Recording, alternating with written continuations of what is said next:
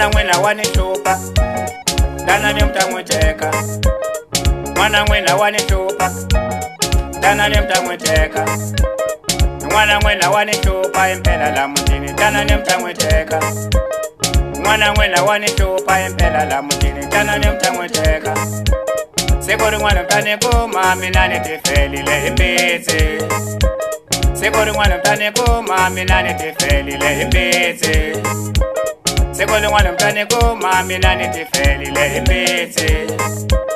Sikuri mwana mtani kuma minani tifeli le indala.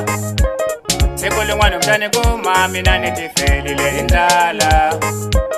Sikuri mwana mtani kuma minani tifeli le indala. Namiloko no shaba sakudala mutini angasheki. Namiloko no shaba sakudala mutini angasheki. Namiloko no shaba sakudala mutini angasheki. Namiloko no shaba shisipala mutini angashamshi. Namiloko no shaba shisipala mutini angashamshi.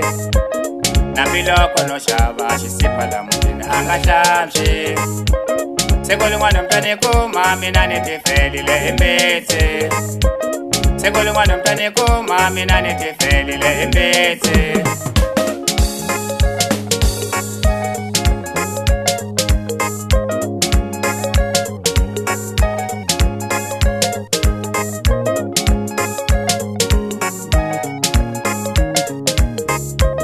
Alalala nirivaleleni va bava na va mamani. Loko ni kutana ni mtamuteka hileswaku na tsundzuka siku leri a nga vuya la mutini mi n'wi tise hi xigiyani. Hikokwalaho ni nge tanani mtamuteka loko leswi se ni swi vonaka hi ku dlaya mbhinyeto ni covela hi mahlehlwa.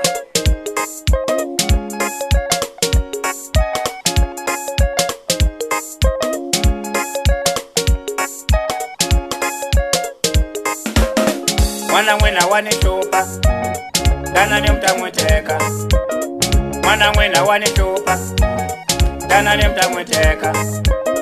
Mwana mwena wanitupa impela la mutini dana ni mtamwiteka. Mwana mwena wanitupa impela la mutini dana ni mtamwiteka. Sikuri mwana mtani kuma minani tifeli le imbiti. Sikuri mwana mtani kuma minani tifeli le imbiti. Sikuli mwana mtani kuma minani tifeli le imbiti. Sikuli mwana mtani kuma minani tifeli le indala. Sikuli mwana mtani kuma minani tifeli le indala. Sikuli mwana mtani kuma minani tifeli le indala.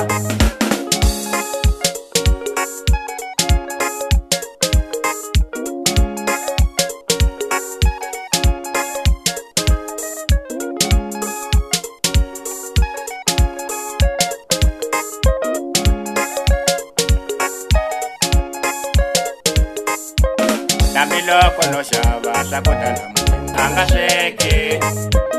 Namiloko no shaba sakudala mutini angasheki. Namiloko no shaba sakudala mutini angasheki.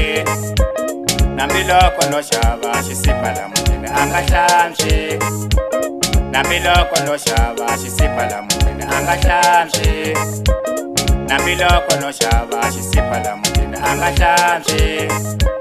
Sikuli mwana mtani kuma minani tifeli le imbiti. Sikuli mwana mtani kuma minani tifeli le imbiti.